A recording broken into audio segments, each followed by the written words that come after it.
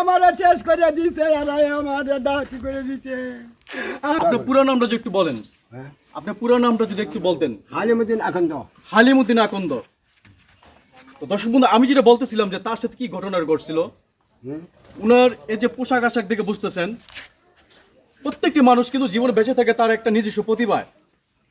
তো উনি যে জিনিসগুলো উনার শৈলে আছে, পোশাক বলেন বা উনার যে লেবাসটা যাই বলেন আপনারা, এটা হচ্ছে উনার একটা নিজস্ব প্রতিভা। কেন হচ্ছে, কেন কি কারণে তিনি এভাবে আসেন, এটা একমাত্র আল্লাহ জানে বা উনি জানেন। গত 4-5 মাস আগে এক মানবতা ফেরিওয়ালা আসছিল, লেবাসদারি হুজুর, কোট টাই পাজামা পাঞ্জাবি পরে।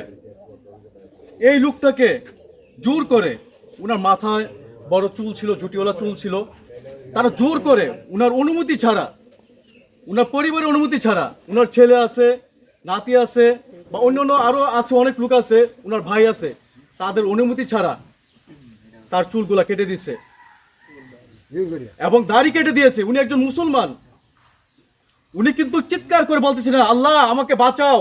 হ্যাঁ কইছি, মাপ চাইছি, মাপ চাইছে, কিন্তু ওই মানবতা ফেরিওয়ালারা, যারা লেবাসদারি ফেরিওয়ালা, তারা কিন্তু মানে নাই। এই লোকটাকে কষ্ট দিয়ে এভাবে একটা অপমান অপদস্থ করে তার চুল দাড়ি, তার সবকিছু কেটে নিয়েছে। আর কি কি করছিল চাচা? ভূত আইছে, এই যে কিসে দাঁড়ি এই বানিয়া, এই বেহুত আছে বেড়া, এই যে আমার এই বেহুত আইছে, হুতায় হাইয়া বাহু দিছে, এরাই আমার ডাকি করে দিছে। আমার ওনার কিছুই নাই, আমার শরীর শান্তি নাই, আমি এখন মরবাম না বাঁচবাম বাবা কইতে পারি না। এখন আপনি কি চান? আমি বিচার চাই, আর কিছু না। আল্লাহর কাছে কইছি, আল্লাহ তুমি দেখো, কেস করবার কইছি, আমি দেনে হ্যাঁ লাঠি লুডি নিয়ে আসি মারিয়ে তো বাদে আমি আল্লাহর কাছে তো এই কাজ করে গেছে বাড়িতে এসে হুমকি দিয়ে গেছে। কত বড় স্পর্ধা তাদের, কত বড় সাহস, তাকে মারার হুমকি দিয়ে গেছে। তোমরা কাছে দোয়া চাই, আর যদি হারো তে সূক্ষ্ম বিচার করে দাও, আমি কেস মান্য করতে পারতাম না।